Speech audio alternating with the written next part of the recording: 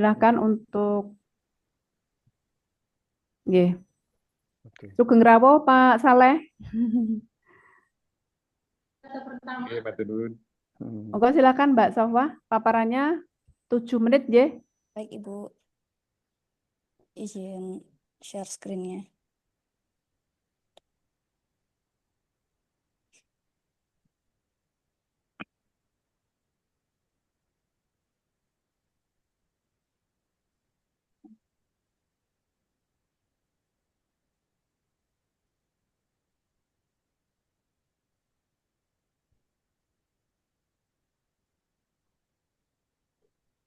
Apakah sudah terlihat, Ibu?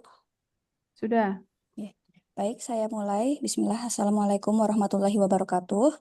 Waalaikumsalam warahmatullahi wabarakatuh. Sebelumnya saya ucapkan terima kasih banyak kepada Bu Fatma, kemudian Bapak Profesor Miftahuddin selaku penguji dan juga Bapak Saleh yang telah meluangkan waktunya.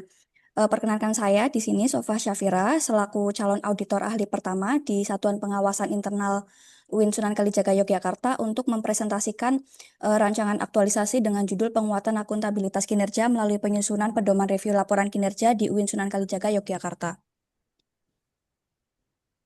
Nanti untuk rancangan aktualisasi akan berfokus pada penyusunan pedoman review laporan kinerja. Kemudian berikut adalah deskripsi organisasinya.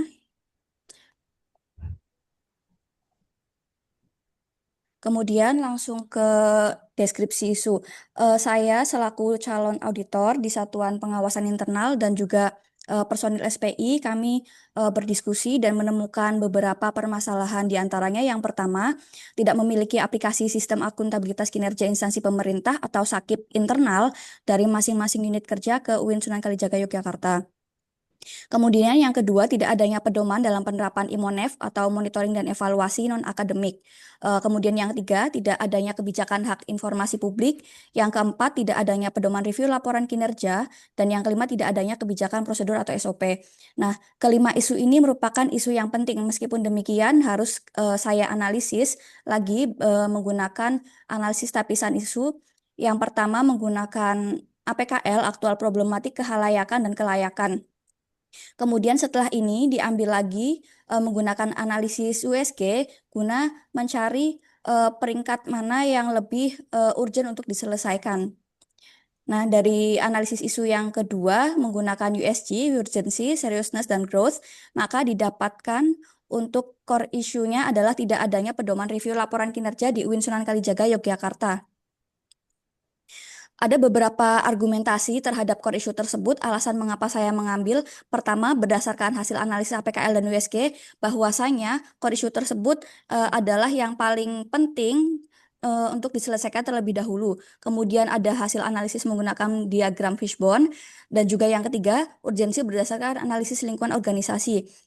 Karena di UIN sendiri untuk review itu masih budaya yang formalitas saja. Jadi penting untuk menyusun pedoman review ini. Kemudian relevansi antara isu dengan tugas dan fungsi. Ini berkaitan dengan tugas dan fungsi sebagai selain sebagai auditor, namun juga mereview dan juga mengevaluasi kinerja. Kemudian kesesuaian antara penyelesaian isu dengan visi dan misi organisasi. Di sini saya ingin berkontribusi untuk mendukung SPI dalam mendukung visi dan misi UIN, yaitu meningkatkan tata kelola universitas yang baik. Kemudian berikut adalah argumentasi terhadap core isunya berdasarkan Fishbone. Nah, di sini ada 4 faktor yang menyebabkan masalah tersebut, yaitu tidak adanya pedoman untuk melakukan review laporan. Misalkan manpower ini terkait dengan SDM-nya, di mana belum adanya pelatihan review atas laporan kinerja. Kemudian secara material, ini tidak ada panduan review atas laporan kinerja yang memang dibuat, disusun secara tertulis itu belum ada. Kemudian metodenya masih belum ada terkait dengan standar atau tolok ukur yang baku dan juga lingkungan sebagaimana yang disebutkan sebelumnya. Gagasan penyelesaian isu ini ada 6. Yang pertama berkaitan dengan membuat perencanaan penyusunan pedoman, selanjutnya melakukan studi literatur review, menyusun draft pedoman review atas laporan kinerja, membahas draft pedoman dengan stakeholder, melakukan finalisasi dan penetapan pedoman, kemudian melakukan sosialisasi. Dan di sini adalah materi kegiatannya. Nanti untuk kegiatan yang pertama ini berkaitan dengan konsultasi dengan mentor dan koordinasi dengan unit-unit yang relevan. Nah, pada tahap ini eh, nilai-nilai akuntabel dan kolaboratif itu sangat penting. Untuk yang selanjutnya terkait dengan studi literatur, nanti berkaitan dengan pengumpulan dokumen, pedoman review kinerja, menganalisis dan mencari best practice mana yang dapat diterapkan dalam konteks UIN Sunan Kalijaga Yogyakarta. Yang penting dalam tahapan ini terkait dengan akuntabel, loyal, adaptif, dan kolaboratif. Selanjutnya, yang ketiga itu menyusun draft pedoman review laporan kinerja. Yang dilakukan dalam sini adalah menyusun struktur, alur, dan indikator dan instrumen review yang jelas. Untuk nilai-nilai berakhlaknya yang digunakan adalah akuntabel, kompeten, adaptif. Kemudian selanjutnya yang keempat, membahas draft pedoman dengan stakeholder terkait. Ini berkaitan dengan diskusi dengan perwakilan unit kerja yang akan dilakukan untuk mendapatkan masukan dan memastikan bahwa pedoman ini dapat diterapkan dengan baik. Adapun nilai berorientasi pelayanan, harmonis, dan kolaboratif sangat penting di tahap ini. Selanjutnya, melakukan finalisasi dan penetapan pedoman. Nanti draft pedoman akan disunting dan diajukan kepada pimpinan SPI untuk disahkan. Memastikan dokumen memiliki legitimasi secara formal dan perwujudan dari berakhlaknya berupa akuntabel, harmonis, loyal, dan kolaboratif. 2 menit lagi. Selanjutnya berikut adalah jadwal kegiatannya dari Agustus hingga September dan Oktober di minggu pertama. Kemudian ada beberapa kendala yang berserta antisipasinya yang sudah saya susun untuk perencanaan penyusunan pedoman, misalnya kendala yang terbesar yang saat ini sedang saya hadapi yaitu terkait dengan alokasi sumber daya. Di sini kurangnya waktu proses karena padatnya kegiatan unit kerja. Di SPI sendiri saat ini sedang audit interim, jadi memang kesulitan untuk membuat target dan tenggat waktunya. Kemudian antisipasinya membuat roadmap yang tadi seperti jadwal kegiatan dan juga pembagian tugas. Kemudian melakukan studi literatur review, kendalanya juga keterbatasan sumber literatur yang lebih relevan dalam konteks UIN. Nanti antisipasinya dapat mencari best practice mana misalkan dari instansi universitas tertentu yang sudah ada dan tidak keluar dari pedoman utamanya yaitu peraturan PAN-RB dan juga keputusan Menteri Agama. Kemudian menyusun draft pedoman review atas laporan kinerja ada kendala juga, misalkan format pedoman ini lebih sederhana.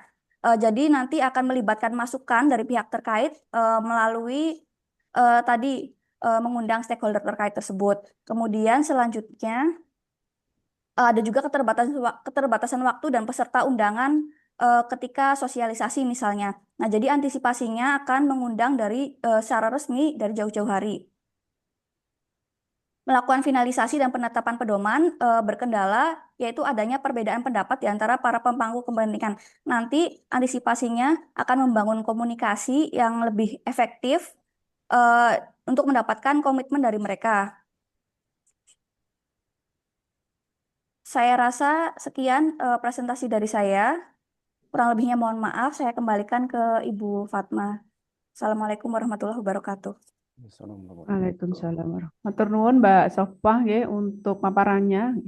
Monggo silahkan Pak Saleh bisa menyampaikan untuk penguatan nggih terhadap paparan yang telah disampaikan Mbak Sofah. Monggo silahkan waktunya 4 menit nggih. Baik, Bu Moderator yang saya hormati, terima kasih atas waktunya. Ya, mohon maaf ini sembari uji tesis, jadi ini musim ujian Bu kalau di UIN Kalijaga. Mohon maaf, Prof. Assalamualaikum warahmatullahi wabarakatuh. Assalamualaikum warahmatullahi wabarakatuh. Yang sama-sama kita hormati Bapak Profesor Dr. Miftahuddin Magi selaku penguji, yang saya hormati Ibu Moderator dan Mbak Sofwah, kolega kami di SPI UIN Sunan Kalijaga yang saya banggakan. Pertama sekali saya terima kasih kepada BDK Semarang yang menginisiasi Latsar yang saya kira berdampak ya sesuai dengan slogannya Kementerian Agama, dan inovasi-inovasi yang dikembangkan oleh para calon ASN, saya kira juga punya nilai yang positif terhadap instansi di mana mereka ditempatkan. Kemudian yang kedua, sebagaimana tadi dipaparkan oleh Mbak Sofwa, bahwa gagasan untuk mengembangkan atau menyusun domain review laporan kinerja ini saya kira sangat penting bagi UIN Sunan Kalijaga, khususnya SPI, karena secara mandatori SPI ini menjadi penanggung jawab untuk melakukan review capaian kinerja secara rutin. Dan itu kemudian yang dilaporkan ya atas nama rektor kepada Menteri Agama melalui Biro Pertala. Dan sejauh proses yang sudah dilakukan oleh Mbak Syah, saya kira sudah melalui diskusi komunikasi dengan kami, baik itu inisiasi awal ya, kemudian pemilihan isu dan intervensi yang dilakukan terhadap isu-isu itu, dan akhirnya dipilihlah untuk menyusun pedoman review laporan kinerja pada UIN Sunan Kalijaga Yogyakarta.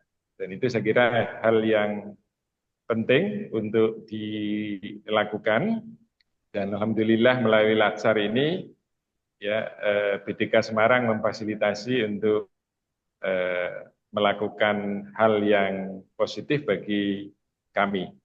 Dan yang ketiga, saya kira saya sangat terima kasih nanti kepada Bapak Profesor Dr. Miftahudin MAG, mohon nanti bimbingan, saran, arahan, dan masukan konstruktif untuk penggunaan gagasan dari kolega saya Mbak Sofiah ini.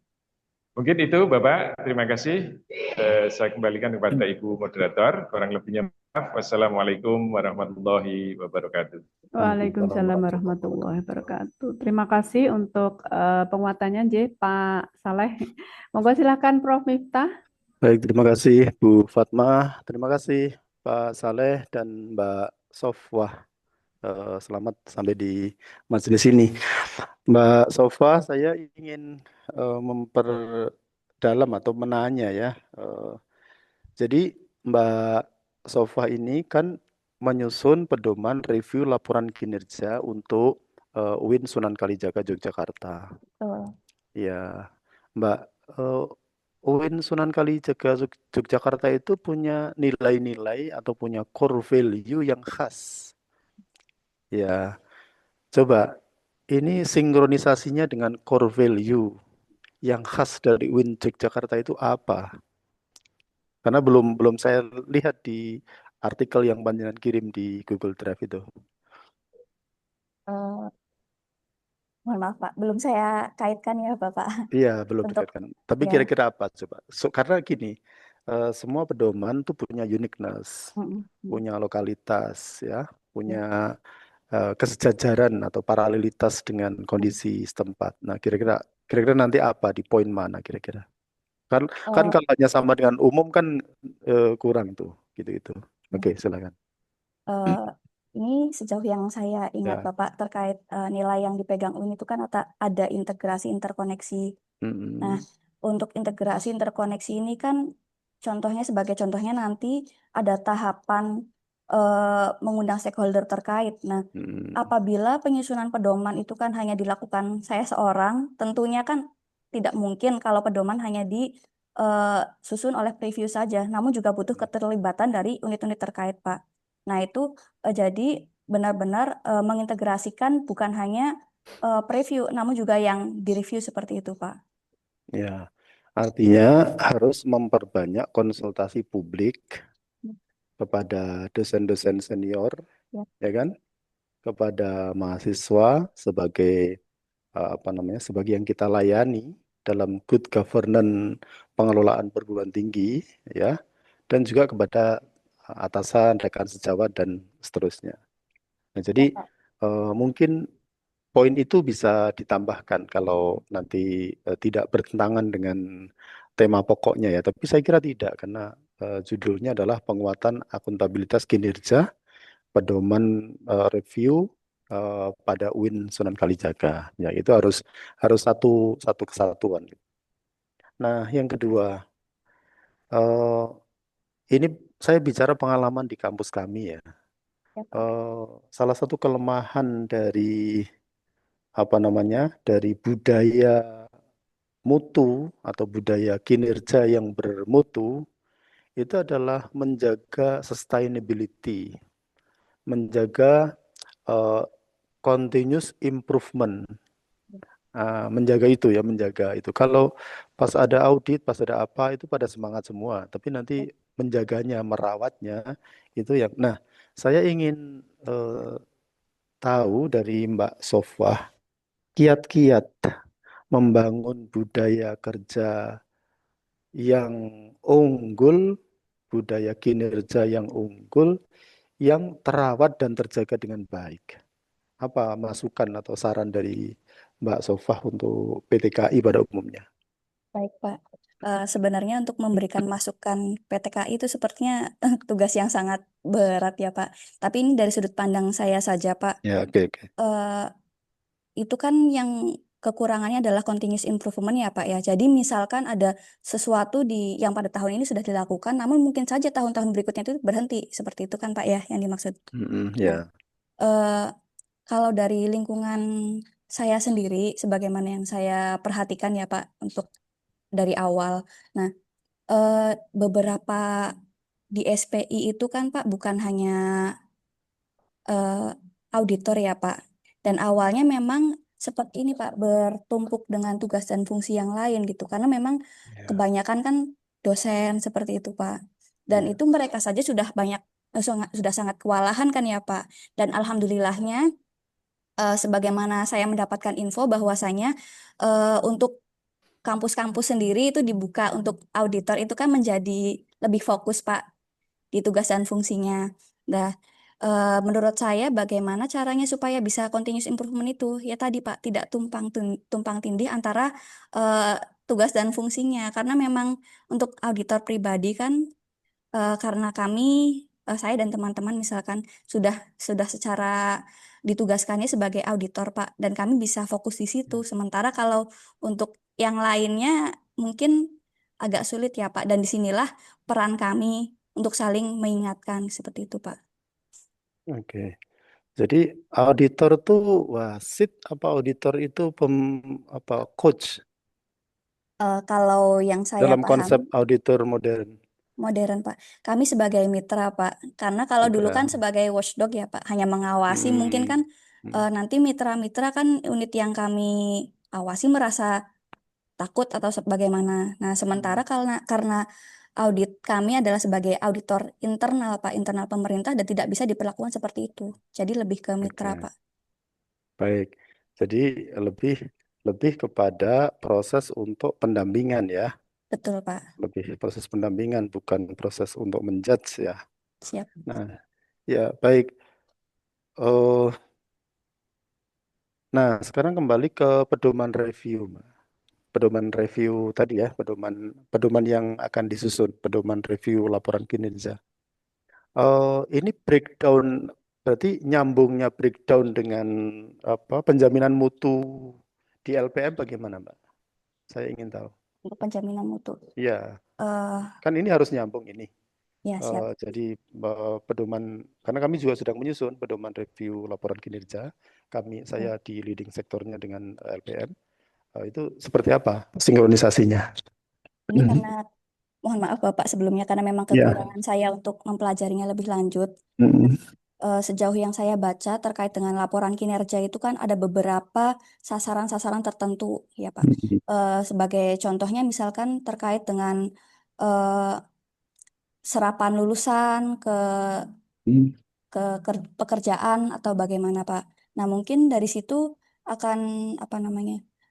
Lembaga penjamin mutu itu akan berperan situ mengeluarkan apa lulusan yang seperti apa seperti itu Pak. Oke, ya. Ya, oke. Jadi nanti agar coba dikaitkan ya, setelah Siap ini Pak. nanti dikoordinasikan dengan LPM karena begini, Karena kan Pak Rektor itu melaksanakan pergin Pak Dirjen. Pak Dirjen melaksanakan pergin Pak Menteri. Nah, kemudian seluruh unit, termasuk SPI, termasuk LPM, itu melaksanakan perginnya Pak Rektor. Nah, kemudian ini semua harus nyambung dalam satu kesatuan, eh, sistem penjaminan mutu, kemudian pengawasan internal, dan seterusnya. Saya kira itu ada yang pertanyaan, ada yang masukan, tapi lebih banyak kepada saran-saran masukan. Ya, Pak. Terima Terima kasih kasih Bu banyak. Fatma, saya kembalikan. Iya. Terima kasih Prof. Miftah untuk saran dan masukannya. Monggo silahkan nanti Mbak Sofah, nggih, nanti bisa ditindaklanjuti, ya, disesuaikan. Mungkin bisa nanti kalau dalam waktu 1 bulan. Nah ini dalam waktu 1 bulan ini mungkin belum bisa selesai. Mudah-mudahan selesai ya harapannya. Nanti bisa panjenengan sampaikan di kegiatan penutup di rencana tindak lanjut. Ini juga sangat penting. Ya, Nanti Bu. panjenengan bisa menjelaskan nggih pada saat nanti ujian Siap, di Ibu. kegiatan habituasi. Nggih. Baik, Terima Ibu. Terima kasih kasih. untuk Pak Saleh nggih untuk pendampingannya. Mudah-mudahan nanti di kegiatan habituasi bisa terus nggih didampingi mendampingi Mbak Sofa. Matur nuwun sanget nggih. Matur Monggo nuwun, Ibu. silahkan bisa Monggo, Ibu Bapak. live.